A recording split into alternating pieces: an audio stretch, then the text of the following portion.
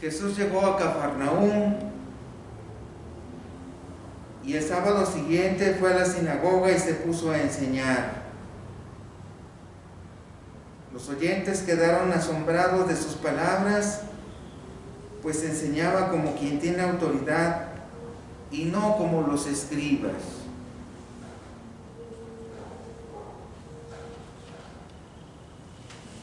Hermanos, a partir de estas palabras vamos a reflexionar en el mensaje del Evangelio de este día. La palabra del Señor nos enseña que Jesús fue a la sinagoga y ahí se puso a enseñar. Y reflexionando sobre estas palabras, me ponía yo a pensar precisamente en ese punto. Tantas veces he leído este pasaje y es muy peculiar que Jesús se pone a enseñar en la sinagoga.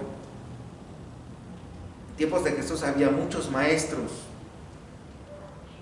pero ciertamente estos maestros enseñaban una palabra que muchas veces no comprendían, pero Jesús dice enseñaba con autoridad.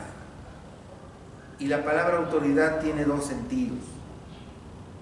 El sentido del autor, el autor de la escritura es Dios. Y los hombres solo escriben según Dios les va inspirando. Entonces, con cuánta más autoridad no se puede hablar de la escritura, porque Él es el autor de la escritura. Voy a poner un ejemplo sencillo. Si un biógrafo quiere hablar de mi vida, pues recabará datos, investigará y hará un resumen de lo que es mi vida.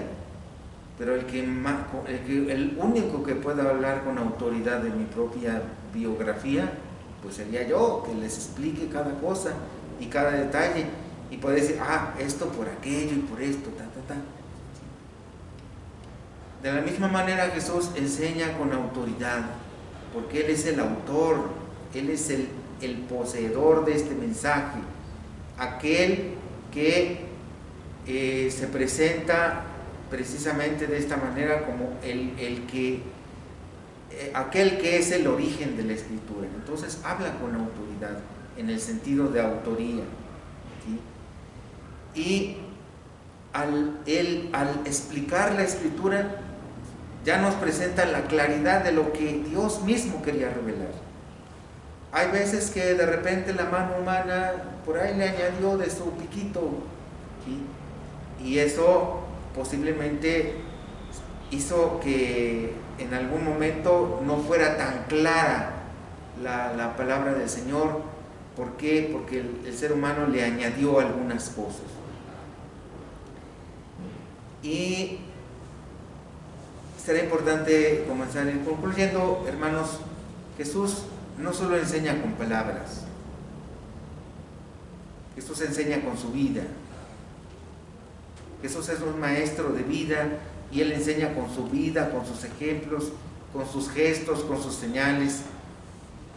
Y ahí precisamente es donde tenemos que tener una señal más grande del modo de enseñar de Jesús, que en primer lugar tiene que alimentarnos a nosotros pastores, porque nosotros podemos ser muy doctos y enseñar también con muchas palabras, pero Jesús enseñaba con su vida, con sus ejemplos, con el modo de tratar a la gente, con la caridad que tenía con todos, con la alegría que salía de su corazón y transmitía a los demás. Ese es un modo en el que Jesús enseña. La cátedra más grande de Jesús la dará sin palabras, ¿sí? Aceptando esa cruz, cargándola con amor. Nos enseña humildad, nos enseña el sacrificio, nos enseña la confianza en Dios su Padre, nos enseña cuán grande es su sangre derramada, nos enseña cuán grande es el perdón que nos otorga, nos enseña a alabar y glorificar a Dios con nuestro sacrificio y con nuestra entrega generosa, nos enseña a entregarnos a Dios. Hermanos, todos debemos aprender a ser discípulos de Dios y aprender de sus enseñanzas. Nuestra mirada debe estar fija en Jesús para poder aprender de Él, maestro de vida, maestro de fe, maestro de vida cristiana, el maestro, el único maestro verdadero.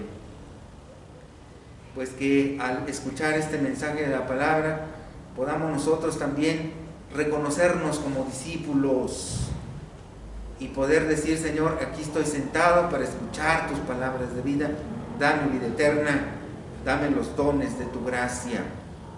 Pues que con esta palabra, iluminados en nuestra vida, podamos crecer en este discipulado que Dios desea y espera de nosotros. Vamos a